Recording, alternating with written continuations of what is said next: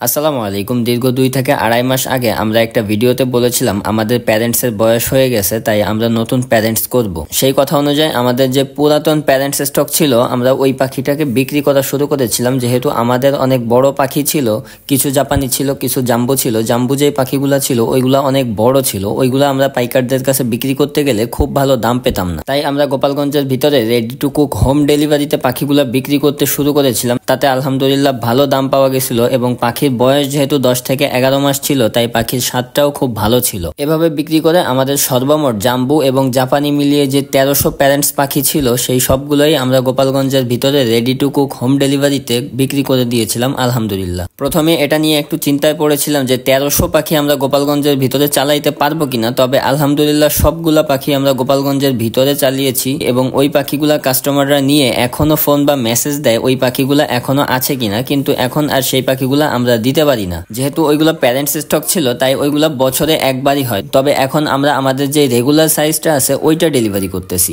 এখন যেহেতু আবার আমাদের নতুন প্যারেন্টস অন্য ঘরে রেডি হয়ে গেছে তাই আমরা এই ঘরটা পরিষ্কার করতেছিলাম যাতে করে এই ঘরে আমরা নতুন প্যারেন্টস গুলা খুব তাড়াতাড়ি নিয়ে আসতে পারি। তাই বিভিন্ন ধাপে সুন্দর করে আমরা ঘরটা পরিষ্কার করতেছিলাম। যেহেতু এইখানে আমাদের প্যারেন্টস পাখি থাকবে, সবসময় প্যারেন্টস পাখিগুলার গুরুত্ব এবং তাদের যত্ন একটু বেশি করতে হয়, কারণ মা বাবা যত সুস্থ থাকবে বাচ্চাগুলাও তত সুস্থ বের হবে। এই জন্যই প্যারেন্টস পাখির গুরুত্ব এবং তাদের যত্ন একটু বেশি করতে হয়, কারণ এটা দামি জিনিস এবং এটা খুব সেন্সিটিভ জিনিস। একবার এটার কোনো সমস্যা হয়ে গেলে 2 মাস কোয়েল পাখির খামার বন্ধ হয়ে যাবে। তাই এদের বিষয়ে সবসময় আমাদের খুব সতর্ক থাকতে হয়। এদের খাবার, এদের লাইটিং সব ম্যানেজমেন্ট খুব সতর্কভাবে রাখতে হয়। আমরা সবসময় মূলত 2টা জাত নিয়ে কাজ করি, একটা হচ্ছে জাপানি এবং একটা হচ্ছে জাম্বু। যেহেতু আমরা মাংসের বিজনেস করি তাই আমাদের মাংসের চাহিদার জন্য জাম্বুটা পালন করি এবং যারা ডিমের জন্য পাখি পালন করবে তাদেরকে আমরা শুধুমাত্র জাপানি কোয়েল পাখির মহিলা পাখিটা বাছাই করে দিয়ে থাকি। যেহেতু আমাদের 2টা প্যারেন্টস একই সাথে শুরু হয়েছিল তাই একই সাথে শেষ হওয়ার কারণে আমাদের 2টা আলাদা আলাদা ঘরে পাখিগুলা রেডি করতেছি।